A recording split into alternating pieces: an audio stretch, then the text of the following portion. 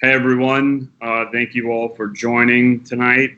We are having a town hall on frontline workers. We have four different people here to talk through, so I'm going to give each one their own time. First, we're starting off with Bo Sharif, who is a fellow Young Democrat, our neighbor to the west in Fairfax County, co-president, not just the elected Council of Presidents chair. So congratulations to you there. But he is a worker at the Reston Hospital. And Bo, how are you doing tonight? Thanks for having me on, Matt. I'm doing pretty good. How's everybody doing? Perfect. So Bo, so you are currently working in a hospital, and have a little bit of the insight into how the healthcare workers have been faring through the pandemic so far. Can you give us a little bit more of a background as to how you all have been operating during COVID-19? I work at the Reston Hospital Center. I do not do any clinical work at the hospital. I do linen distribution. I bring pillowcases, sheets, so on and so forth to different departments throughout the hospital. And I also manage the scrub inventory for the operating rooms, the labor and delivery departments, the radiology department, and the cath lab department. Since COVID hit, obviously, you will probably hear a refrain of PPE shortages and issues with not being able to adequately meet the demand for equipment. As I just mentioned, I stock about 4 departments, and when COVID hit, that rapidly became somewhere closer to 8 or 9 departments, including the COVID units. So I only have resources for 4 departments. So you can imagine how figuring out the logistics of resourcing all these different departments, just, ad hoc as it happens, trying to figure it out as best we can. It's been a little bit chaotic. However, the last few weeks have been much better than March or April were. Great. That's great insight to have there. In terms of the lack of PPE, have you all had any sort of relief when it comes to that, or has it basically just kind of stayed constant through the outbreak? The last 3 weeks have seen a much better level of PPE. I feel like we're getting more masks and gloves, and I've recently gotten more inventory, so it's definitely improved in the last few weeks. And I think that one of the things that's on everybody's mind is, as we are heading into reopening, do you all see, how will you all fare within the hospital, just from like a staffing perspective on how you are going to be able to combat if there is a second wave that happens? Well, generally at this time of year, the hospital is on a bit of it's, I guess, comparatively less busy because the busy time is flu season, right? So October to March or February will be the busiest time. Right now in the summer, it's not as bad. So although we have people whose surgeries and procedures were delayed during COVID coming in, most of the hospital is relatively quiet outside of the COVID units. And, I don't know, since you're not obviously involved with clinical or anything like that, but have you noticed if anything has been sort of lightening up when it comes to the amount of cases that are coming into the hospital, or has it been pretty much the same? Well, Reston Hospital actually began taking cases in early May, believe like the second week of May.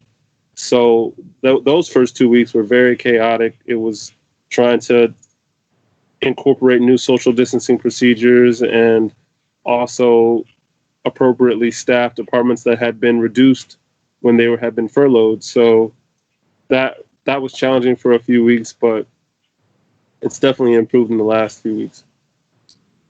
And what would be, I guess, you mentioned the lack of PPE, but what is the main concern for the workers at your at the hospital center that you work at, or whatever you have heard from around different areas of people? What is the main concern from you all, and what kind of assistance is needed? I'm sure you've heard this throughout COVID, but testing is as much of a concern for healthcare workers and support staff as it is for everybody else.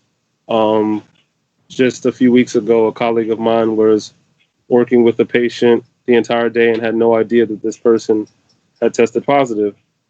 So improving lines of communication about that, and making sure that if an employee feels like they've been put at risk, that they can get a quick and accurate test. I do like the fact that Reston Hospital has been very proactive about screening processes and making sure that every morning when we come in, we're getting checked out, and if anyone is showing any symptoms, then they're not allowed to work. So, that's a good thing. Perfect. I'm sorry to hear that this has been kind of a difficult time for you all. But if there's anything that you think of that we can do, what would it be for, I guess, the members watching right now, anybody who might not be involved in the healthcare system? What would they be able to do to assist you all? Stay home, wash your hands. Only go out when you need to. People are kind of feeling like COVID's over, quote unquote. And I walk the ICU every day. It's not over. People are still getting sick, and it's a wide range. One of us might get it and have a mild cough. The next one might, need to be intubated. It's a full spectrum. So you don't have the luxury of knowing how it's going to manifest with you. So be careful, take precautions, and take it seriously. And I'm sure that people watching will definitely take that seriously. Thank you, Bo. I'll have to pass it over now to our next person, Lloyd Deckman. Hey, Matt, how are you? Good. Good. Just want to make sure that we are getting you queued up here. But as that's happening, I'll introduce you. This is Lloyd Deckman. From National Association of Letter Carriers. He is currently active. You said Columbia, Maryland. Is that correct? I live in Columbia. I carry in Silver Spring. Perfect. Right. So you kind of have a little bit of a different perspective than Bo just had. In that you kind of have been the other backbone of the country at the moment. Making sure that bills get delivered, and paychecks get in, along those lines. From the postal workers, I guess from that perspective of the front line, how have conditions been for you all? Conditions have been tough. Everybody, when it hit, was scared because, nobody knew how the disease was transferred, if it could live on the mail. It was slow to get PPE. I'd say the first 3 weeks were really tough. People were using their own stuff, trying to find hand sanitizers, gloves, masks. I'd say by the beginning of April, the Postal Service caught up with the supply chain, and we've been pretty well stocked since then. They've split the starting times in threes to try to promote social distancing. They have us coming in at 30-minute increments, and they're trying to get us out of the building before the other people come in to try to keep us away from each other. That's created some challenges where the mail volume has decreased dramatically, but the parcel volume has gone through the roof. So where normally you would leave and then come back when your route is finished, we're coming back 2, 3, 4 hours later, picking up another batch of parcels and essentially delivering our routes twice. We've been short-staffed. People in my building alone, I have maybe 120 employees, carriers, clerks, whatever. We've had 19 people go out to quarantine. Thankfully, nobody's tested positive, but still 19 people missing, and we have to pick up the slack for those people. So we've been working long hours, carrying our routes an hour and a half, 2 hours of someone else's route. So it's created some long days. I can only imagine, how tough that is. So in terms of, I guess, just some kind of the support that you've gotten from your work and your employer, how has that been? How has that been in terms of protective gear, PPE, things like that? Right. Like I said, in the beginning, it was slow to nobody, they weren't prepared for this. Nobody was. But by the beginning of April, they've caught up, and they've have an adequate supply of masks, gloves, hand sanitizer. The hard thing is you're out in the street. There is no restroom to go to wash your hands. We're constantly wiping our hands with the hand sanitizers, wiping down our trucks, our steering wheels, our doorknobs. And then I don't know if you've ever gotten a package that you've had to sign for. You have the little scanners. They changed that policy to where only you touch the scanner. You sign for the customer. You verbally say, I'm signing for you for your protection and mine. They're doing everything they can. It's unusual for the post office to be worker friendly, but I have to say they honestly are doing everything they can for our protection. Our battle's legislatively, Yeah. I was going to say, you are right now, it seems like that they're just really trying to gut everything within the Postal Service. So what is the feeling like within, I guess, within just the workplace for you all, having to deal with that? We're in a period of transition. Our Postmaster General, Megan Brennan, just resigned, and Louis DeJoy, one of Trump's right-hand men, was named to replace her. We're leery of it. We don't know what he's going to do. There's an ongoing battle between Trump and Jeff Bezos because of the Amazon contract that we have with Amazon, and Trump doesn't like it. Mm-hmm. And so we're drumming. There's a big push for you go to heroesdelivering.com, and there's a button to hit take action, and it'll take your information and it'll direct you to your senator, and then you can just give them the message that the Postal Service needs a bailout for the first time.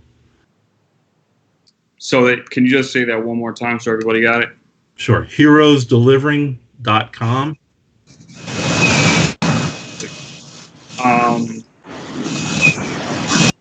With that, is there anything besides that people can do to sort of help out that cause?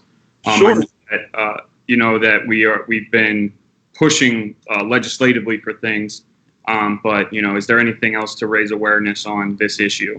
Just call your local representatives, call your senators, call your congressmen, and just tell them that you want the Postal Service to be saved. Yeah, and I hear you on that, because, like I said, at the beginning of this, you all have been, sort of helping us keep us going forward, making sure information is getting passed around and everything like that. So we appreciate everything that you all are doing, even though you're up against some difficult conditions.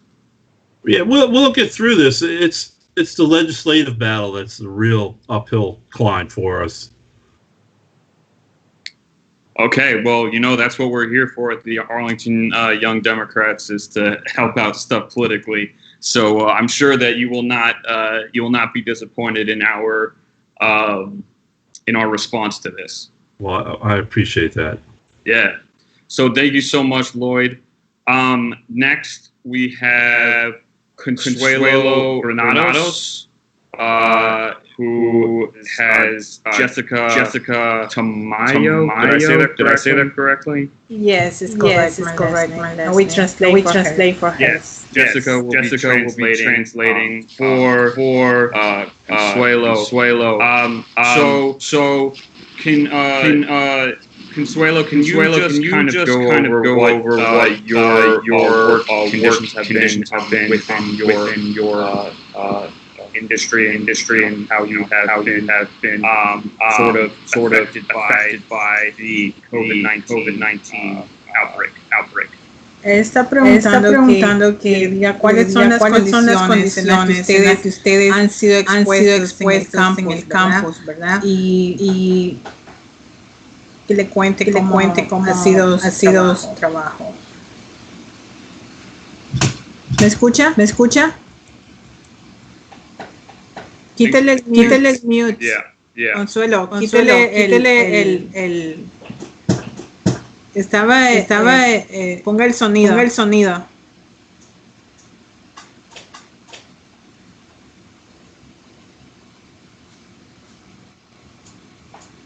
¿Puede poner el sonido, Consuelo?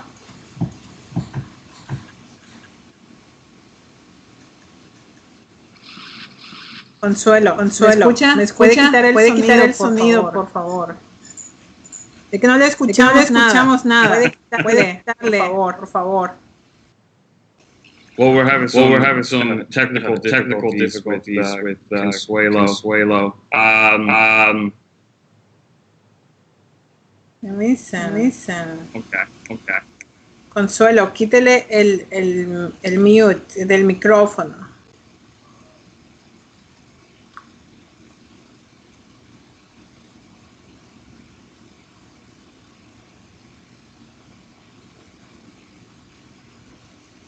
No le escucho nada. Consuelo, puede quitarle, por favor.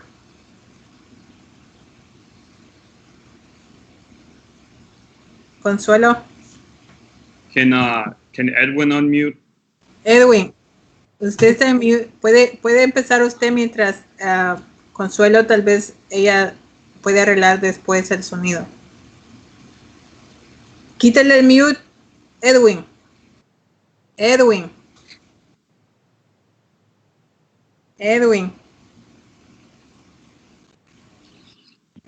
¿puede quitarle el mute también, por favor? Ya estuvo. Okay, entonces puede empezar de nuevo. Él está preguntando cuáles eran las condiciones en que está usted en el aeropuerto y cómo la compañía los ha expuesto en esta pandemia. Bueno, yo trabajo con Julen, pero ¿cuál es su nombre primero? Yo me llamo Edwin Santos Girón, trabajo para Julen en el aeropuerto Ronald Reagan, y pues los guantes que los dan se rompen, guantes blancos, y las mascarillas los da Delta. Okay, me voy a traducirle. His name is Edwin Santos. He's working on Reagan Airport, and the company only provide plastic gloves and then only one mask. Really? ¿Puede continuar? Y pues yo tengo que estar pidiendo guantes a Delta, y estoy exponiéndome con esta pandemia. He always requests the gloves at Delta Airlines because it's the contract that Julen American have. And all the time he need to request, and he is on risk his life. Yeah, I mean, if they're not getting the correct protection that they need, that's pretty tough. Even does he see that even with people not flying as much, he's still seeing, a lot of issues with the airlines?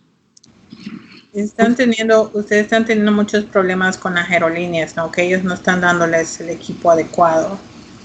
Sí, ellos no nos dan el equipo adecuado a nosotros, sino que nosotros le pedimos a la compañía de Delta, a los supervisores, los dan a nosotros. O sea, ellos me dan a mí porque la demás gente también me regala guantes, máscaras y todo eso. Otras compañías de las aerolíneas. Sí, no, de la compañía, por ejemplo, la Airway, como los que trabajan con Lani. Mm-hmm. Okay. He say that other type of the companies like Airway or other some co-workers provide some PPE because the union don't provide anything all the time. The workers need to request in the supervisor proper PPE. And so, with those requests just have not been answered at all. Ellos no le dan ninguna respuesta cuando ustedes piden el equipo de protección personal. No. The company don't respond anything. Right? So, and that's only been with a few of the airlines, or has that just been with all of them? ¿Es con algunas compañías o con todas? Pienso que es más con ustedes, con los de Yulen, ¿verdad? Con nosotros, esa es la compañía que nos da, no nos da protección. Okay, is that only the Yulen American company that don't provide proper PPE, and the other companies that give you very good equipment for the reason that co-workers give it to him? Porque se acaban los guantes y los de la, ¿cómo se llama? Lo que dan ellos se lo llevan los maleteros que trabajan ahí. The company gives some boxes that gloves, but usually more for the baggage workers. And is there, so for people watching here, is there any way that, there could be assistance given to these workers who aren't getting what they need, or is there anything that, any pressure that can be put on anywhere around to these companies? ¿Es alguna presión o alguien que está siempre asistiéndolos para pedir el equipo o simplemente eso pasa? Bueno, cuando nosotros vamos a limpiar, tenemos que agarrar del glue también, los guantes plásticos, pero se rompen los mismos plásticos. Let's say Nada, no nos da protección. Y usted está arriesgándose, ¿verdad? Sí. Yeah. Thomas want to be addition something. Yeah. On the question of how young Dems can support Yulin workers like Edwin and other folks at the airport, there's actually going to be a caravan action that's going to be demanding that Delta and Yulin take action on these issues on the 23rd of the month. We're going to kick off at 11 at the Pier 1 in Crystal City. And Matt, I'll give you the details on that. Edwin spoke to the news at the first caravan we did last month, and it was a huge success. But workers are standing up, and all support from like-minded people is very much appreciated. Thank you. That's Thomas Lee, who's also on the line from SEIU 32BJ. Thomas, if you don't mind me asking, in support of all of the unions, within the airport, is there any other actions, I guess, for people who might not want to be out in public? Like either calling something similar to what Lloyd had said earlier about contacting people. Is there any sort of a phone number, email, anything like that people can use? Yes, some allies have made calls to Yulin management and Delta, and I could provide a template for that if you think the Young Dems would be interested in that. Another big thing is call your senators and tell them to pass the HEROES Act. It's really one of Labor's biggest priorities, and I'm sure I probably don't need to tell this crowd about it. So, yeah, and we'll be pushing the HEROES Act as well. For pretty much everyone who has been on this call so far, that piece of legislation will definitely be the type of help that you all need. Well, thank you, Edwin, for talking about your conditions at the airport. It's obviously one of the industries that has been hit the hardest, and we hope that we can help you all out. Was Consuelo able to unmute herself? Ok, Edwin, él dice que gracias por compartir su historia y ellos van a ayudar también. Entonces ahora vamos a pasar con Consuelo. Consuelo, ¿puede quitar el mute, por favor? Y compartir su historia.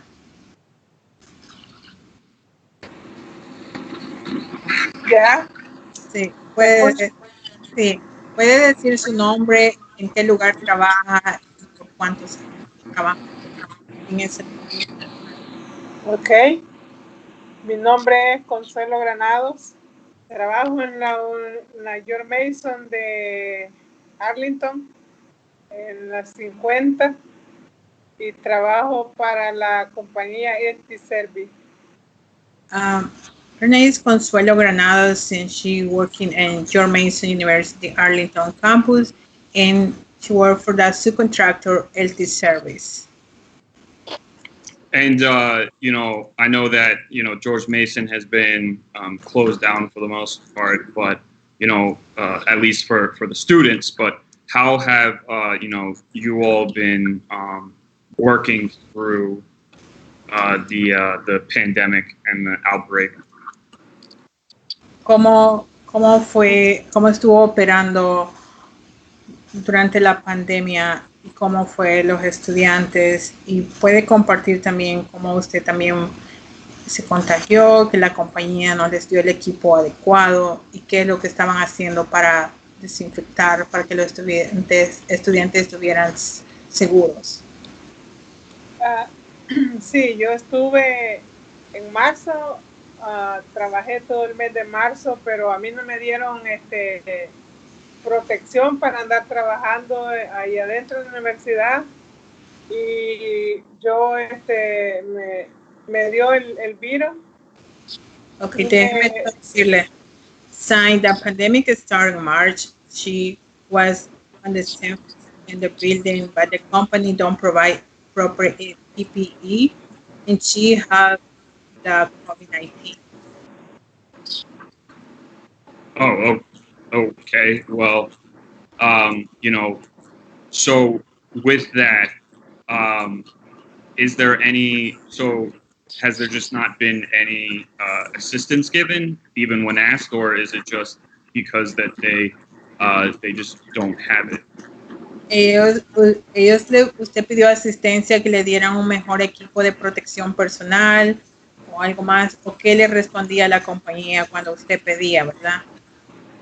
Pues a mí, yo le pedí al supervisor que estaba ahí de turno, y me decía que le iba a decir al jefe, que es de nosotros, que se llama Jaime, que me iba a mandar guantes, pero menos mascarilla. Entonces yo no usaba mascarilla, nada más los guantes. Usaba guantes de los que yo andaba en mi carro. Okay, she said that she always requests the proper PPE like masks and gloves, but since the pandemic started, she always clean with gloves because she buy the glove, and she always requests the supervisor, and she say, I will ask you the general manager from LT Server, his name is Jaime, and never respond, and she never use a mask because the company don't provide, and she don't find any mask. So all the workers who are working within the sanitation and within just while they're cleaning, have to buy their own protective gear. Todos los trabajadores estaban en esas condiciones de sanitización, no tenían un equipo adecuado, ¿verdad? No. Yes, and the other co-workers anybody had the proper PPE and still had the co-workers, the company don't provide proper PPE, like only one was the mask. Is there, I guess, any way that people who might have access to it could, donate it to these workers, or is it just we just have to be able to sort of raise awareness and put pressure on? We right now we on demand. We have a caravan on Thursday.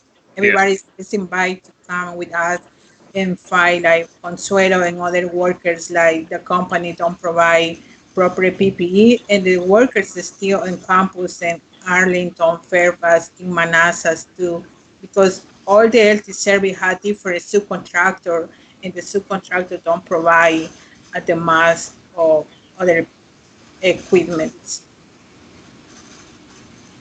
¿Cómo le afectó a usted, Consuelo, la pandemia, esto del virus? Puede compartir también cómo la compañía la trató.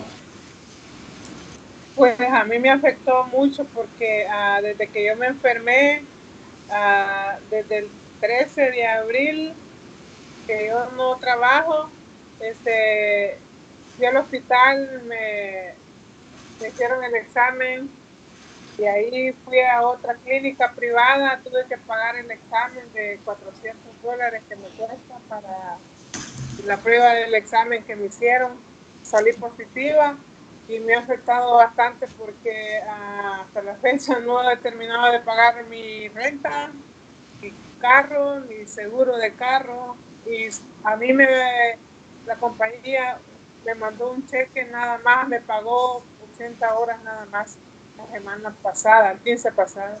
Ok, voy a traducirle. Signed, she starts sick on April 13. We start with symptoms, and the company was refused to send home after she went to the emergency room. Then to the clinic, she paid $400 for the test, and she have a lot of financial problems, like she don't have her rent, her car, her insurance, a lot of problems. And sign the company was refused to pay her, like sign the time sick until she 2 weeks ago the company pay only 2 weeks. ¿Cuánto es el salario y cuántos años de compañía? So, I guess another question I would have, and probably the last one I have here for Consuelo is: has there been any sort of, I guess, I mean, you mentioned testing, but have they been testing anybody who's shown up to work, or has it just been you got to show up and? Sorry, can you repeat, because it's a lot of noise? I don't hear you. Can you repeat, please? Yeah. I was just saying, in terms of like testing, has employers has the employer been providing any testing, or has it just been like people just show up to work no matter what? Él está diciendo como que si el empleador solo le mandó decir que se hiciera prueba o no importaba.